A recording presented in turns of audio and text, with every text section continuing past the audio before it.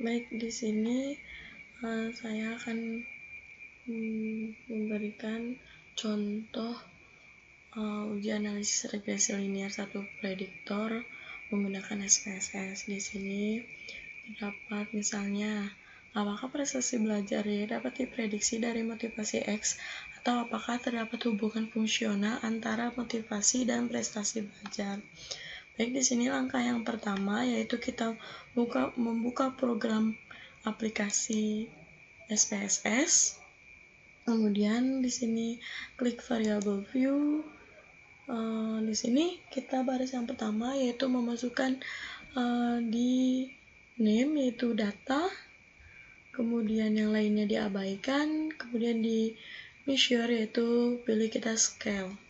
Kemudian baris yang kedua kita isikan dengan nama kelompok, yang lainnya diabaikan. Kemudian di values kita masukkan label di sini. Satu yaitu motivasi dan yang kedua yaitu prestasi. Klik OK. Kemudian di measure kita pilih scale. Kemudian kita ke data view. Di sini telah dimasukkan data yang tadi, yang di sini.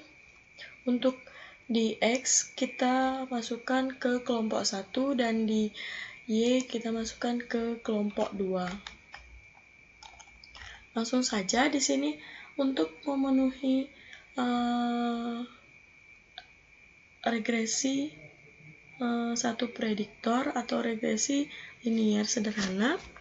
Di sini kita harus menguji yang pertama yaitu uji normalitas. Baik, di sini langsung saja kita klik analyze, kemudian descriptive statistik, pilih explore. Kemudian kita masukkan yang pertama di dependent list yaitu data, kemudian di factor list yaitu kelompok. Kemudian kita pilih statistik, descriptive, continue, kemudian di plot kita centang di normality plot with test, kemudian continue, klik OK. Baik, di sini bisa dilihat datanya, test of normality. Di sini kita memperoleh nilai nilai signifikan itu 0,182, di mana nilai 0,182 itu lebih besar dari 0,05, maka data ini berdistribusi normal. Kemudian kita melakukan uji yang kedua untuk memenuhi asumsi regresi sederhana, yaitu yang kedua yaitu uji homogenitas. Langsung saja langkahnya itu kita pilih analyze, compare means, kita pilih one way ANOVA. Nah, di sini sama saja kita masukkan data untuk dependent list dan kelompok di faktor. Kita pilih option, kita centang homogeneity of variant test, kemudian continue, klik OK. Nah, di sini kita memperoleh based on mean. Di sini kita memperoleh nilai signifikan 0,116, di mana 0,116 ini lebih besar dari 0,05, maka data tersebut homogen. Kemudian untuk yang ketiga, untuk memenuhi asumsi regresi sederhana atau regresi satu prediktor, yaitu uji linearitas data. Baik, yang ketiga yaitu kita melakukan uji linearitas. Kita masuk ke variable view. Untuk baris yang pertama di name, itu kita isikan motivasi, yang lainnya diabaikan. Untuk mentionnya kita pilih scale. Kemudian yang kedua itu kita isikan prestasi, yang lainnya diabaikan, dan di measure kita pilih scale. Kemudian kita ke data view, kita masukkan data yang tadi, yang di sini. Untuk X yaitu motivasi dan Y yaitu prestasi. Nah, kita ke uji linearitas, yaitu dengan langkah-langkah pilih analyze, compare min, kita pilih means. Di sini motivasi ke dependent list dan prestasi ke independent list. Kita pilih option. Nah, di sini kita pilih centang pada tes for linearity. Kemudian pilih continue dan OK.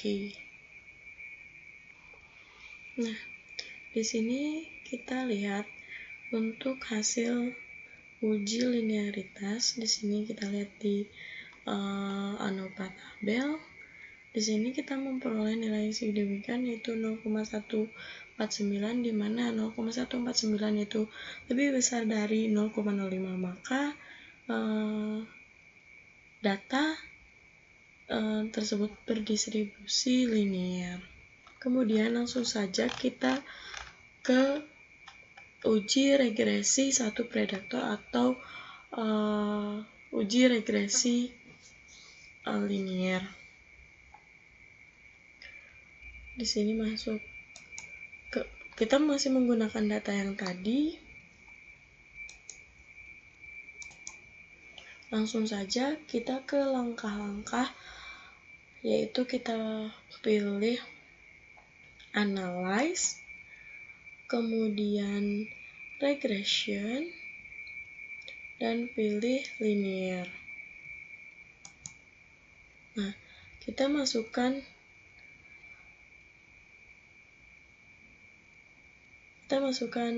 prestasi untuk dependent dan motivasi independen. Kemudian langkah selanjutnya yaitu kita klik statistik. Di sini kita centang estimasi confidence, model fit, dan deskriptif. Kemudian R-square change. Di sini kita pilih continue dan klik OK. Nah, di sini kita bisa lihat untuk di tabel correlation. Untuk di tabel correlation, di sini terdapat nilai signifikan 0,000. Dan di sini di tabel correlation dan summary, model summary memberikan deskripsi data penelitian berdasarkan pada hasil penelitian yang telah dilakukan terhadap responden dan digunakan sebagai alat uji hipotesis penelitian. Nah, di sini terdapat nilai 0,881. Nah, di sini menunjukkan bahwa koefisien relasi antara variabel motivasi dengan prestasi belajar yang menginterpretasikan bahwa ada korelasi positif yang kuat antara motivasi belajar sebagai variabel independen dengan prestasi belajar sebagai variabel dependen. Sedangkan nilai R-square di sini kita mendapatkan 0,776, menunjukkan nilai koefisien determinasi yang menentukan besarnya sumbangan atau kontribusi motivasi terhadap prestasi belajar adalah sebesar 77,6%. Sedangkan residunya yaitu sisanya yaitu 22,4%. Dijelaskan oleh variabel yang lain yang tidak diteliti dengan prestasi belajar sebagai variabel dependen. Di sini pada tabel ANOPA nilai F-nya itu sebesar 97,062 dengan signifikannya yaitu 0,000 menunjukkan bahwa terdapat hubungan fungsional yang signifikan antara variabel motivasi dan prestasi belajar. Pada tabel koefisien di sini nilai 0,679 menunjukkan harga kemiringan atau slope, sedangkan 8,341 di sini menunjukkan nilai konstanta. Kedua nilai ini digunakan untuk menginterpretasikan persamaan garis regresi antara variabel X motivasi dengan variabel Y yaitu prestasi. Yang ditunjukkan yaitu kita pilih klik analyze. Di sini kita mencari garis regresinya yaitu dengan cara kita pilih menu graphs. Di sini legacy dialog, kemudian pilih scatter atau garis miring dot. Kita klik, kita pilih simple scatter. Klik define. Nah, di sini kita masukkan ke prestasi ke y-axis dan motivasi ke x-axis. Nah, di sini kita pilih OK.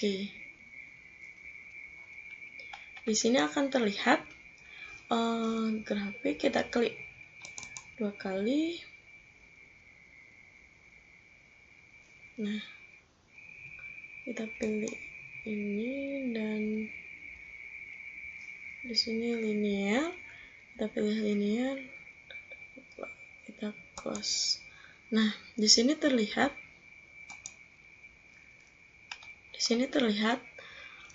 untuk garis regresinya yaitu Y sama dengan 8,34 plus 0,68X. Nah, untuk R-square-nya di sini kita ketahui yaitu sebesar 0,776. Mungkin hanya itu langkah-langkah untuk uji SPSS pada regresi linear satu prediktor atau regresi sederhana.